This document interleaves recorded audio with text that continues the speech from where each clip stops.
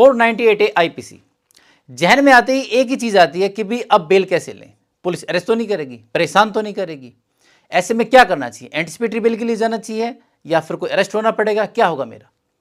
दोस्तों, अगर आपके ऊपर सेक्शन 498A आईपीसी लगा है, उसके साथ जैसे गिफ्ट में सेक्शन मिलते हैं 406 है या 323 है या फिर 504, 506 या 509 या फिर कोई और भी सेक्शन है जैसे कि डाउरी प्रोहिबिशन एक्ट का सेक्शन 3 और 4 लगे हैं या फिर किसी और भी सेक्शन में एफआईआर रजिस्टर हुई है, वाइफ के अलावा किसी और ने भी करवाई है, अगर उसमें 7 साल तक की सजा है या 7 साल से कम की सजा है, 7 साल से ज़्यादा की सजा नहीं होनी चाहिए, तो ऐसी किसी भी कंडीशन में आपको बेल लेने की जरूरत नहीं है। विदाउट अरेस्ट ही आपके खिलाफ चार्जशीट फाइल की जाएगी और केस चलेगा। सिर्फ कोर्ट में जाकर नॉर्मल एक एप्लीकेशन लगाकर आपको बेल लेनी है। पहले ना तो आपको एंटिसिपेटरी बेल लेने की जरूरत है, ना ही पुलिस आपको अरेस्ट करेगी। नमस्कार दोस्तों, मैं हूं एडवोकेट धीरज कुमार, आपका स्वागत करता हूं आज की वीडियो में। दोस्तों देखिए, आज से 8 साल पहले एक जजमेंट आई थी 2014 में, Arnesh Kumar versus state of Bihar. उसमें क्रिस्टल क्लियर सुप्रीम कोर्ट की एक गाइडलाइन थी। हालांकि ये जजमेंट एक रिपोर्टेबल जजमेंट थी जो बाद में लैंडमार्क जजमेंट बन गई अपने आप में। उसमें क्रिस्टल क्लियर कहा गया था कि अगर 7 साल तक की सजा वाला कोई भी मैटर है उसमें पुलिस अरेस्ट नहीं करेगी, 41A CRPC का नोटिस देगी, उसके बाद की पोस्टिंग स्टार्ट होगी और विदाउट अरेस्ट ही चार्जशीट फाइल की जाएगी। इस जजमेंट में होता क्या है, एक लड़का जिसकी शादी होती है 1 जुलाई 2007 में, उसके बाद उसकी वाइफ उसके ऊपर केस कर देती है। केस के बाद उसको अरेस्ट कर लिया जाता है। कोर्ट के सामने मैटर आता है। मैटर धीरे धीरे जैसे कि उसकी बेल नहीं होती, सुप्रीम कोर्ट चला जाता है। अब सुप्रीम कोर्ट उसमें जजमेंट देता है कि भी उसके अंदर जो सेक्शन था 498 लगा था, साथ में डाउरी प्रोहिबिशन एक्ट के सेक्शन 3 और 4 भी थे। तो उसमें यह कहा जाता है कि भाई हस्बैंड ने कोई इतना बड़ा गुनाह नहीं किया हुआ है, चलो ठीक है, उसको आपने अरेस्ट किया, लेकिन अरेस्ट करने की वजह क्या थी? कोई ऐसी बड़ी वजह नहीं है। एक टाइप से देखा जाए तो सिविल टाइप का मैटर है। तो ऐसी कंडीशन में अगर आज के बाद कोई भी ऐसा मैटर आता है जिसमें 498A या फिर डाउरी प्रोहिबिशन एक्ट का सेक्शन 3-4 है या फिर इसके अलावा कोई और भी सेक्शन है जिसके अंदर 7 साल तक की सजा का प्रोविजन है, तो ऐसी कंडीशन में आप उसको अरेस्ट नहीं करेंगे।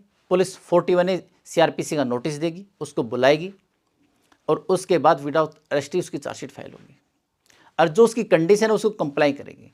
अगर उस कंडीशन को कंप्लाई पुलिस नहीं करती है या सामने वाली पार्टी नहीं करती है, तो ऐसी कंडीशन में फिर अदर प्रोविजन है उनको अप्लीकेबल किया जाएगा। अब ऐसा ही हुआ इसी साल, अगर देखें तो 4 जनवरी 2022 को, इसी साल में 11 महीने पहले, दिल्ली हाई कोर्ट में एक जजमेंट पास होती है जिसके अंदर एक पुलिस वाले ने 41A CRPC का नोटिस दिए बगैर ही हस्बैंड को अरेस्ट कर लिया था। अब उसके अंदर क्या ऑर्डर जैसा पास किया कि उस पुलिस वाले को 24 घंटे के लिए जेल में भेज दिया, 1 दिन की सिंपल जजमेंट दी गई। जब 2014 में ये जजमेंट आ चुकी है और उस पुलिस वाले की नौकरी को भी 7 साल हो चुके हैं, तो ऐसी कंडीशन में इसको इस जजमेंट की कंडीशन को कंप्लाई करना चाहिए था। तो दोस्तों, अगर कोई पुलिस वाला इसको कंप्लाई नहीं करता है तो उसको भी जेल हो सकती है। अब मुद्दा ये उठता है कि हमारे देश में हो क्या रहा है। देखिए, अगर मैं तो यहाँ दिल्ली राजधानी में हूँ, यहाँ पर अगर बात करूँ तो करीबन जब से जजमेंट आई है उसके बाद से किसी भी हस्बैंड को नॉर्मली बेल लेने की जरूरत नहीं पड़ी है। मतलब अगर आपके ऊपर 377 या 307 का कोई ऐसा सेक्शन अलग से लगा हो जिसने पुलिस ने नहीं हटाया है, तो ऐसी कंडीशन में भी एंटिसिपेटरी बेल के लिए जा रहे हैं। वरना मेरी नज़र में पूरी दिल्ली में अगर किसी के ऊपर 498A आईपीसी का सेक्शन लगा हुआ है, इसके अलावा 406 लगा हुआ है, साथ में 34 है, 506 है, 504 है, या इससे रिलेटेड भी कोई सेक्शन लगे हुए हैं जिसमें 7 साल तक की सजा है, किसी को भी बेल लेने की जरूरत नहीं पड़ी है। मतलब बेल लेने की जरूरत ही नहीं है, विदाउट अरेस्ट ही चार्जशीट फाइल हो रही है। लेकिन अगर देश में देखा जाए तो आज भी आपके ऊपर अगर कोई 498A का सेक्शन लगता है तो पुलिस आपको खुद कहती है आप जाकर बेल लीजिए। देखिए, सबसे पहले आप इस बात को समझिए कि अगर कोई भी किसी के खिलाफ एफआईआर रजिस्टर होती है तो क्या पुलिस उसके घर जाकर उसको कहती है, उसको बुलाकर कहती है भाई तू बेल ले ले? नहीं, कभी भी नहीं। उसको उसी वक्त थाने बुलाती है और बिठा लेती है और पैसे की डिमांड होती है, तो भाई उसको अरेस्ट करेंगे या उससे पैसे की डिमांड करेंगे। लेकिन आपके मैटर में इसमें क्यों है? मतलब पुलिस आपको बुला भी रही है, आपका जैसे कि मैटर हुआ, कंप्लेंट हुई, वीमेन सेल भी आप गए हैं, एफआईआर भी हुई है, पुलिस वाले से मिल रहे हैं, सामान का लेन देन भी हो रहा है, लेकिन इसके बावजूद भी पुलिस वाले से कह रहे हैं आप जाकर बेल ले लीजिए। बेल लेने की जरूरत ही नहीं है। अगर पुलिस वाले को आपको अरेस्ट करना होता तो आपको अरेस्ट कर लिया होता, थाने बुलाकर बिठा करके वहीं से आपसे डिमांड होती पैसों की, और पैसों की डिमांड नहीं तो अरेस्ट करके जेल भेज देते। अगर वे जेल भेजना चाहते तो जेल भेज सकते थे, आपको डरा सकते थे। आपसे वे ऐसी रिक्वेस्ट क्यों कर रहे हैं कि जाकर बेल लीजिए? सिर्फ परेशान करने के लिए, चाहे इसको वुमन फैक्टर कहें या फिर पैसे बनाने के लिए कहें कि भाई अगर जज साहब ने एक्शन लिया तो हमारी और ज़्यादा मौज है, और ज़्यादा उससे पैसे लेंगे। लेकिन अगर आप कोर्ट में जाते तो कोर्ट क्या करती है? नॉर्मली लोग बेल के लिए चले जाते हैं। वैसे तो बेल लेने की जरूरत नहीं है, क्योंकि सबसे पहले पुलिस को 41A CRPC का नोटिस देना पड़ेगा। अगर आपने नोटिस रिसीव किया है, आप वैसे तो इन्वेस्टिगेशन ऑलरेडी पहले ही ज्वाइन हो चुकी होती है, आप पुलिस के पास जा चुके होते हैं, लेकिन वो नोटिस अगर आपको मिल गया है, भाई आपने इन्वेस्टिगेशन ज्वाइन कर लिया, तो आपको अरेस्ट करने की जरूरत ही क्या है? भाई ऐसा क्या जरूरत पड़ी है जो आपको अरेस्ट किया जाएगा? लेकिन अगर आप कोर्ट में जाते हैं तो वहाँ पर वाइफ की डिमांड आ जाती है कि भाई मेरी ज्वेलरी इनके पास है, सामान के, चलो सामान तो दे सकते हैं, लेकिन ज्वेलरी का क्या? ज्वेलरी इतनी छोटी सी चीज़ है कि उसका पता नहीं लगता किसके पास है किसके पास नहीं है। तो ऐसी कंडीशन में मैटर अटक जाता है, और सबसे ज़्यादा मैटर अटकता है झारखंड और बिहार वालों का। वहाँ प्रॉब्लम क्या है? सबसे बड़ी प्रॉब्लम यह है कि जब भी शादी होती है तो लड़के वालों के अकाउंट में पैसा ट्रांसफ़र किया जाता है, पैसा लेके बैठ जाते हैं। फिर उस पैसे के क्या करते हैं, जो वाइफ होती है उसके लिए वे ज्वेलरी बनाते हैं। वाइफ ज्वेलरी लेके भी चली जाती है, पैसा अटका हुआ है कि भी पैसा मैंने इनके अकाउंट में ट्रांसफ़र किया था, फिर वो पैसा उनको देना पड़ता है। सबसे ज़्यादा बेल ही उनकी अटकती है। तो सबसे पहली बात तो ये जो उन्होंने ये बनाया हुआ है सिस्टम की पैसा लेने अकाउंट, वो बिल्कुल गलत है, वो बंद होना चाहिए। उसके लिए एक मैंने स्पेशल वीडियो बनाई हुई है। लेकिन अगर बेल की बात करें तो दोस्तों, बेल लेने के लिए कहीं भी आपको कोर्ट में जाने की जरूरत नहीं है। अगर जरूरत पड़ती भी है, कोई परेशान करता है, तो पुलिस के खिलाफ एक्शन लीजिए, उसके खिलाफ लगाइए, हायर ऑफिसर के पास जाइए, उनके पास अप्रोच कीजिए, फिर इसके बाद कोर्ट जाए, और कोर्ट जाए तो जजमेंट की कॉपी के साथ जाए। अब जजमेंट की कॉपी की भी बात करें तो जजमेंट कॉपी अगर आप ऑनलाइन सर्च करते हैं तो आपको आधी अधूरी मिलती है, नॉर्मली 3 या 4 पेज की, जो कि गलत है, अधूरी है। ओरिजिनल जजमेंट है 21 पेजेस की है, जिसका मैं लिंक डिस्क्रिप्शन बॉक्स में दे रहा हूँ, या फिर आप जो कमेंट पे ना वहाँ से भी इसको डाउनलोड कर सकते हैं।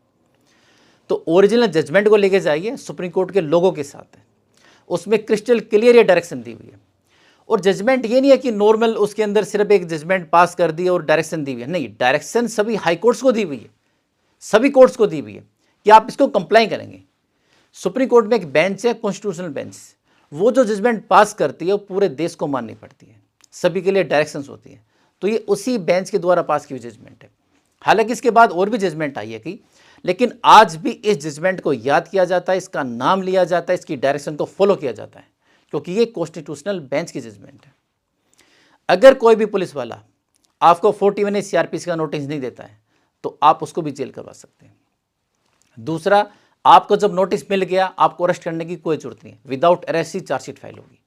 हाँ, कोई ऐसा सेक्शन अगर आपके उसमें लगा हुआ है जिसमें 7 साल से तक की ज़्यादा की सजा है, तो पुलिस की पावर है उस सेक्शन को हटाने की, वे चाहे तो इन्वेस्टिगेशन करके उसको हटा सकते हैं। बाकी सेक्शन जो नॉर्मली 7 साल से कम की सज़ा वाले होते हैं, जैसे 498 की बात करें तो उसमें सिर्फ 3 साल तक की सज़ा मिलती है। अगर डाउरी प्रोविजन एक्ट की बात करें सेक्शन की, तो उसमें सिर्फ 2 साल तक की सज़ा। तो ऐसी कंडीशन में उसमें बेल लेने की ज़रूरत पड़ती ही नहीं है। लेकिन खैर, ये तो आप भी इस चीज़ को फेस कर रहे हैं, मैं भी देखता हूँ कि आज तब भी लोग कोर्ट जाते हैं, बेल लेते हैं, पुलिस उनको परेशान करती है, दबाव डालती है। तो अब दबाव में मत आइए, बेल के लिए मत जाइए, इस कंप्लाइंस की बात कीजिए। अगर कोर्ट में जाना तो पुलिस के खिलाफ जाइए कि मुझे भाई वे परेशान कर रहे हैं, जजमेंट की कॉपी के साथ जाइए कि जजमेंट को फॉलो नहीं कर रही है पुलिस। बेल के लिए नहीं, कि पुलिस मुझे परेशान कर रही है, मुझे डरा रही है, दुखी कर रही है। Arnesh Kumar versus state of Bihar जो ये जजमेंट है 2014 की, इसके लॉ को फॉलो नहीं कर रही, इसकी डायरेक्शन को फॉलो नहीं कर रही। इस तरह से कोर्ट के सामने जाइए अगर कोई परेशान कर रहा है, वरना कुछ मत कीजिए, कुछ नहीं पकड़ने वाला। लेकिन जब तक आप जागरूक नहीं होगे, अपनी आंखें नहीं खोलेंगे, जब तक जजमेंट्स को फॉलो नहीं करेंगे, नए लॉ के बारे में आपकी जानकारी नहीं होगी, तब तक आप ऐसे ही परेशान होते रहेंगे। वरना कानून तो पूरे देश में एक है, दिल्ली कोई अलग नहीं है। दिल्ली इस देश का हिस्सा है, राजधानी है, और बाकी जितने प्रांत है वो कोई अलग कंट्री नहीं बने हुए, वे भी स्टेट है, इसी का हिस्सा है। जब यहाँ पर ये लॉ फॉलो हो रहा है तो वहाँ क्यों नहीं हो रहा? सिर्फ वजह जागरूकता, वो नहीं है लोगों में। तो जागरूक रहिए, जजमेंट को यूज कीजिए, फॉलो कीजिए और शान से कीजिए। लिंक मैं डिस्क्रिप्शन बॉक्स में दे रहा हूँ, वहाँ से आप इसको डाउनलोड कर सकते हैं। तो दोस्तों, अगर आप मुझसे कॉन्टैक्ट करना चाहते हैं तो नीचे दिए मेरे नंबर 9278134222 पर कॉल करके मुझसे कॉन्टैक्ट कर सकते हैं। अगर मीटिंग करना चाहते हैं तो सुप्रीम कोर्ट में, द्वारका कोर्ट में, मेरे चैम्बर में आकर मुझसे मीटिंग कर सकते हैं। तो मिलते हैं नई वीडियो में नई जानकारी के साथ, तब तक के लिए नमस्कार।